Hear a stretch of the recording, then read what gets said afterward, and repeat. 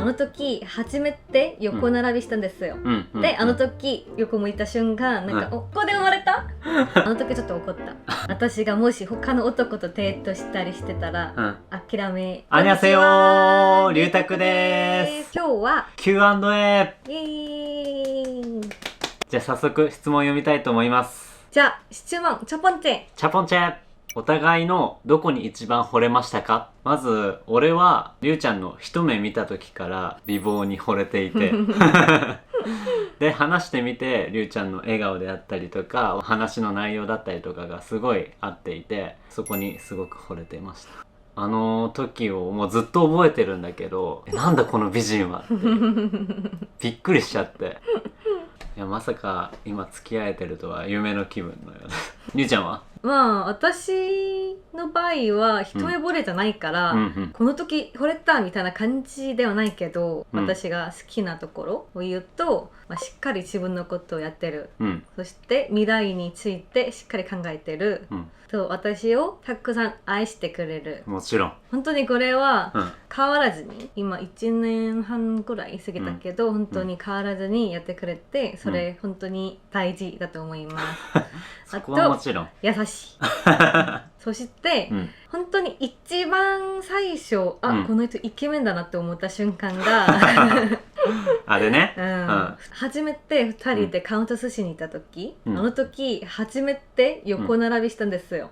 で、あの時こう横向いた瞬間なんか、このまつげが結構長くて素敵だなと思って今はどうかな。いやーちょっと松井く頑張るわいやいや今も結構好きです。あ、そう、照れますね고백하기 직전 타쿠구는 무슨 생각을 했나요? はい、あの日ですね、とても緊張していて正直何を考えていたか忘れてます確かになんか話結構遅かったよね、そうそれでなんか告白の動画のコメントに、ちょっと不自然すぎるとか言って、確かにロボットみたいな。でも自然だったらそれがもっとおかしくないですか？本当にね、緊張しすぎてるから。いや本当に成功するかどうかもわからない状況だったので本当に不安なことばっかりだったんですけど、でも行ってみて本当に良かったです。次もタク君の質問です。はい。タク君の長い片思い中、やめそうになったことはありますか？一度もないです。ちんちゃ一度もない。付き合えるかどうかは分からなかったけど、自分の良さとか、自分のできることをりゅうちゃんにずっと示せればいいなって思っていて告白するまでは諦めなかった。じゃあ、この1年間、私がもし他の男とデートしたりしてたら、諦めましたか？いやそれもないと思う。本当？なぜかというと、りゅうちゃんと付き合ってるわけではないし、俺がりゅうちゃんと付き合えるっていう確率はゼロじゃないから、そこは諦めてなかったと思う絶対ね。じゃあ最大何年ぐらい、何年ぐらい大丈夫そうですか？何年？一生。本当かな？本当にそれぐらいりゅうちゃんのことが大好きですじゃあ次。タウン、お互いが自分の理想のタイプですか？ねいやなんか、私は最初は全然違うと思ったんですけど、どんどんちょっとタイプになったみたいな。好きだからね好きだからタイプになったみたいな感じ。俺はもう初めからりゅうちゃんのことがタイプで知っていくごとにどんどんさらに増していきました今はもう最高タウン、私がこの人を好きだなと思った瞬間はいつか。これはもともと一人の時間がすごい好きだったんですけど、りゅうちゃんと付き合ってからはりゅうちゃんといる時間が一人の時間よりもすごい大切で、そういう時にりゅうちゃんが本当に好きなんだなっていつも感じてます。そうなんか付き合う前、ゆりちゃんとポコロくんと4人で遊んだ時、あの時なんかその話したんですよ、2人で。で、あの時じゃあ一人の時間が大事ないとって言ったら、もちろんみたいな感じだったんですけど、今は本当にタクからずっと誘ってくれて毎日夜ご飯一緒に食べたりするから、本当に変わったなって思ってます。はい、いつでもりゅうちゃんに会いに行ってますじゃあ私は、未来にタクがいること、はいはいはい、なんか私の未来を思う時ちょっと私一人だったんですけど、最近はちょっとタクの未来も一緒に考えてるから、その時私がこの人本当に好きなんだろうと思います。うわー嬉しいめちゃくちゃ嬉しいなそれ初めて聞きましたそりゃそうだね次じゃあ次、今まで一番大きく喧嘩したことは何ですか？あんまりなくない？本当になくて、大きい喧嘩っていうのを今まで一度もしてません、なんか2人ともちょっと落ち着いてる感じだし、あと夜遊びとかお酒とか好きな人でもないし2人、だからあんまり喧嘩することがないというか、そう俺もりゅうちゃんを怒ることとか全くなくて、むしろいつもありがとうっていう感じでそうお互いね。でも私が怒ったことがある。友達と飲み会行く時、なんか10時に家に戻るって言ったけど、10時に全然連絡がなくって、あの時ちょっと怒った確かにあったね、ちょっと長くなったら長くなりそうみたいな感じで言ってほしかったけど、なんか話の途中だからできなかったみたいな感じでちょっと謝ったんです。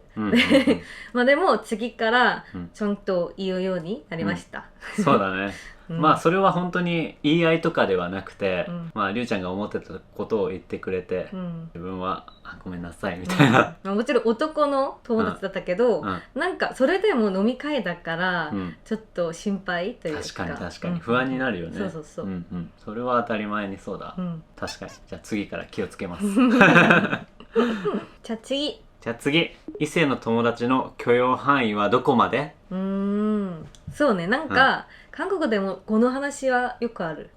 例えば、2人でお酒飲むこと、丸か×か、あるよね。2人で映画見ることとか、ある日本もどっからが浮気みたいな感じで、例えば手つなぐことだったりとかいろいろあるよ。じゃあ友達だったらどこまでできるかねいいよ。じゃあ1、2人でコーヒー、カフェね、丸か×か。じゃあせーの、大丈夫。じゃあ2、後半、せーの、3、お酒。ちょっと待ってこれはでも待って、そうだね、なんかこれはちょっと微妙な線があるよね。本当にご飯を食べながら簡単に飲むことぐらいは OK だけど、マジでなんかオールで遊ぶとかは2人だったらちょっと心配かもね。そうだねそれはちょっとかな。みんなそうじゃない？それはそれはそうだ。じゃあ2人で映画見ること。映画？デートっぽいしね。デートっぽいさもあるよね。暗いところに2人で座ってポップコーンもシェアするでしょ。確かにそれは人による。みんなポップコーンをシェアしない。いやする。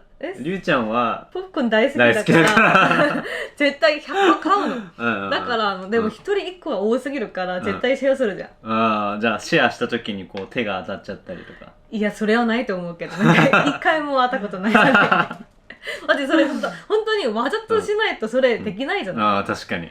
じゃあ私は映画はまあそうね、デートみたいなやつはデートじゃなくて本当に友達としてのご飯とかだったらって感じですね。じゃあ次タクの質問ですね。りゅっちゃんを노출이심한옷을입을때 타크군이 단속하시나요?三角まあこれにはいろいろ難しいことがあって、彼氏としてはすごい心配な服装もあったりするんだけどでも YouTube のコンセプトであったりとかりゅうちゃんのファッションが好きっていうのもあるし、まあ万が一俺がいたらりゅうちゃんのことを守れるから、まあ、そういう意味では問題ないかなと思ってます。まあ確かにタックはむしろまあ自分と一緒に行ったら大丈夫みたいな感じ、むしろ女の友達に会うのにセクシーな服を着たら、ちょっと心配かもみたいな感じ私の線があって、マジでターゲットが男じゃないです。そうまあもちろん男が見てエロいとかセクシーとか思っちゃうこそもあるけど、うんうんでも結局私が好きなファッション、うんあと私の体がちょっともうちょっと綺麗に見えるファッションが好きだし、あとレイヤードとか、そういう部分がよく見える服が好きだから、うんまあ仕方なく脱出が結構多い。うんうんうん、だけど本当にタケトが男じゃないから、うんそういうのはまあ多分みんな知ってると思う。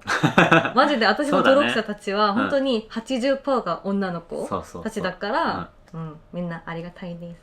だから僕も安心してます。うん、日韓カップルについてで、日韓カップルとしてこれは文化の差だなと思ったことは何ですか？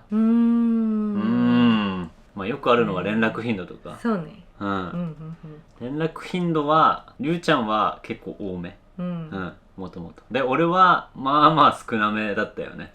最初思ったのが、本当にこの子、ちょっと誘ったりするのはめっちゃするけど、なんで負担の時連絡全然ないんだろうみたいな感じで、ただちょっと一緒にご飯食べる友達が推しなのかみたいな感じで思った本当に最初。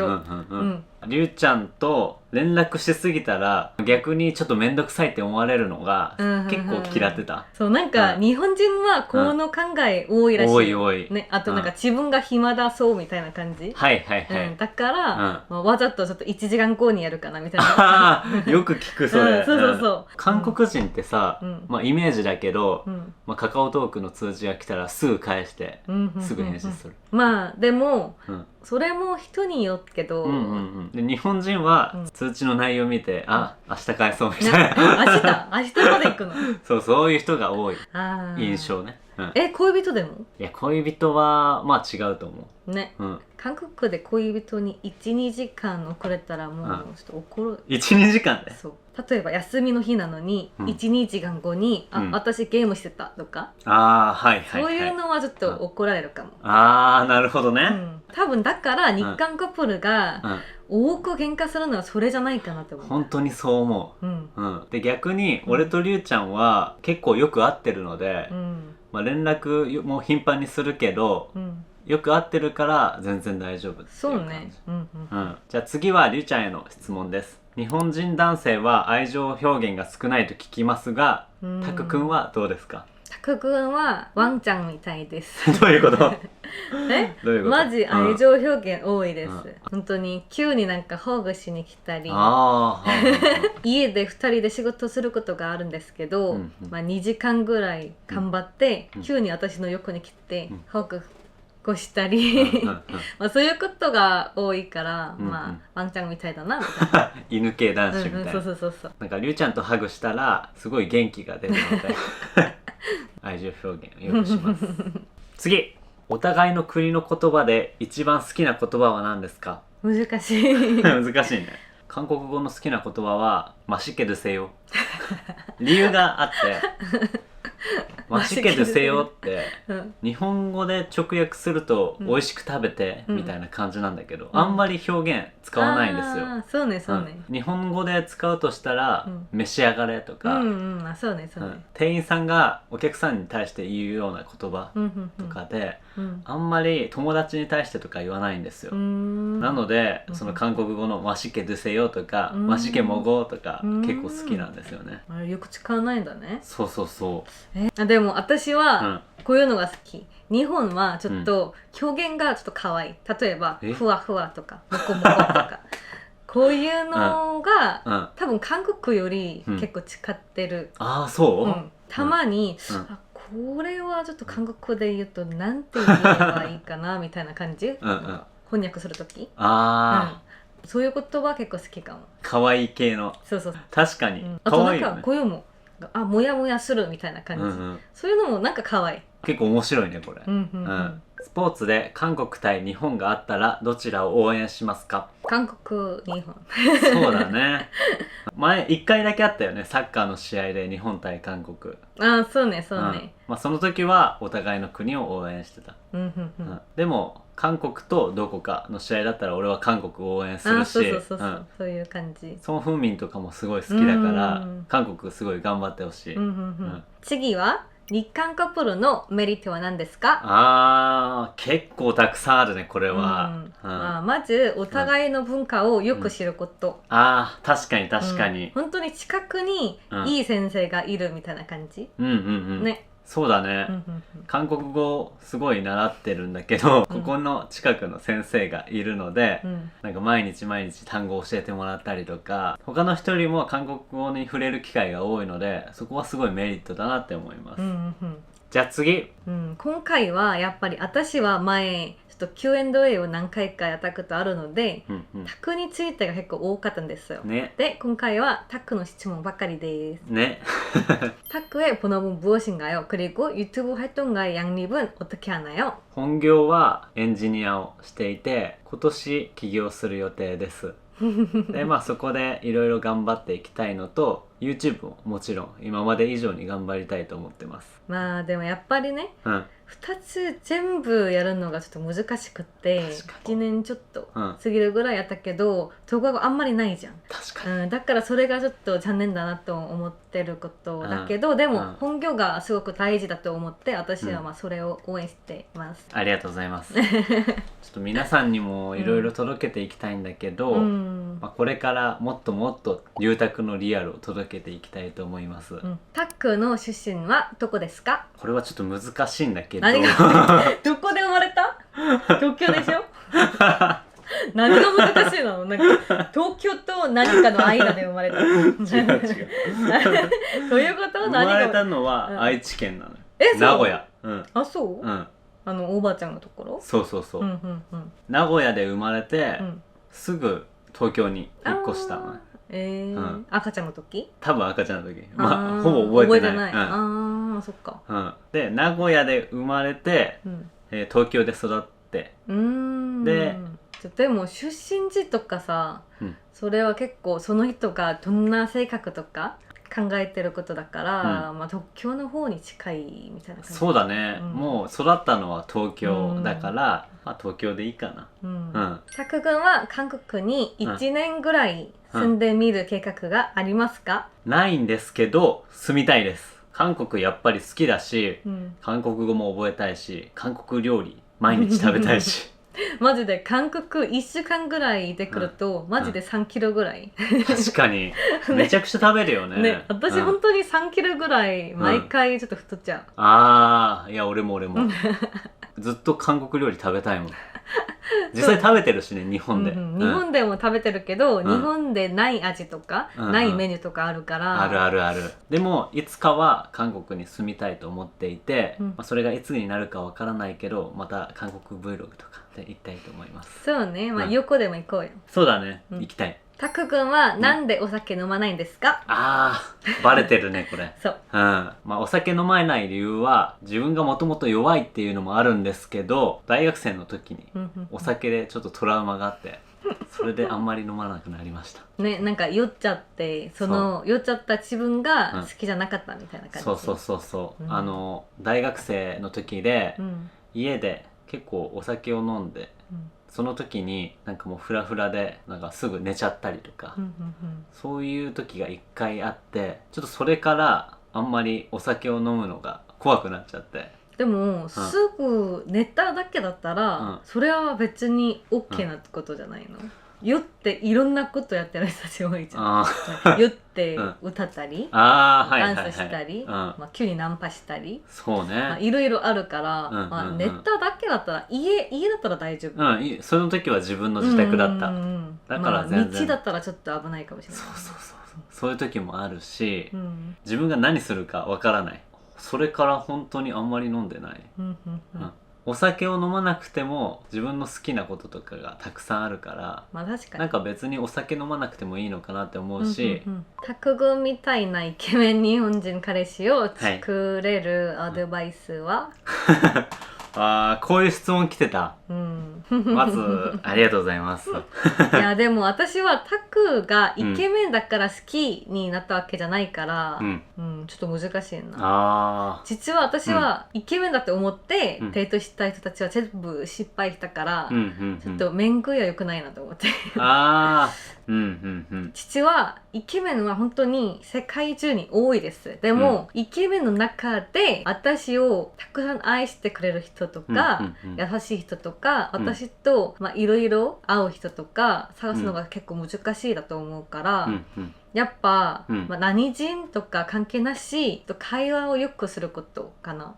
多分日本人の男性が好きな人だったら日本語をはっきり覚えて、日本語が喋るのになった場合がいいかな。確かにそうだよね。やっぱりコミュニケーションできなくちゃ、その後の進展がないから、まずは言語を覚えてコミュニケーションする。結婚はいつしたいんですか？具体的な計画はありますか？はい、結婚についてたくさんコメント来てました。まず結婚をしたいですかで言うと、はいもちろんです。りゅうちゃんといろいろ話し合いながら、今後決めていこうかとは思ってます。そうね、決まってることはあんまりないんですけど、やりたい時やるかなと。最後だな。最後じゃん。ウェディングコンセプトで写真を撮るデートはどうですか？実は私がやりたいことがあってちょっと調べていたんですけど、なかなか難しくって、本当のウェディングドレスは本当の結婚式の時、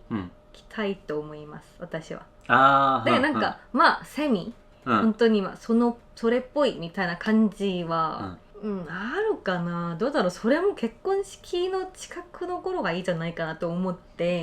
そう？俺見たいけどね。それだったらプロポーズしてくださいじゃあこういうことで Q&A 第1話終わりです。終わりです。